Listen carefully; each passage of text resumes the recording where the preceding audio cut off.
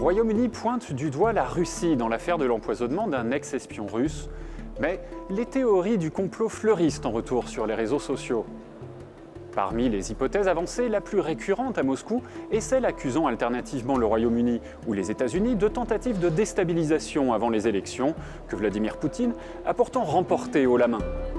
Plus originale, la théorie avancée par la télévision russe, selon laquelle l'affaire viserait à susciter un mouvement de boycott lors de la Coupe du monde de football en Russie.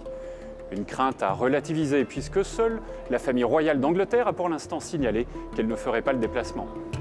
Mais la thèse la plus originale revient probablement à Rossiya 24, qui affirme que l'ex-agent russe aurait été exposé au produit par accident, alors que les services secrets britanniques se livraient à des expériences sur ce gaz innervant hautement toxique. En attendant, l'une des rares certitudes dans cette affaire, c'est que le gaz utilisé dans la tentative d'assassinat, le Novichok, a été mis au point en Russie pendant la guerre froide, ce qui laisse peu de doutes sur son origine. Mais gare toutefois aux conclusions hâtives. La vérité n'éclatera de toute façon pas avant de nombreuses années, car les informations dont disposent les services de renseignement sont par définition classées secret défense. Entre-temps, l'affaire semble avoir ressoudé les relations entre l'Union européenne et Londres, au moment même où celle-ci était au plus bas, suite au Brexit.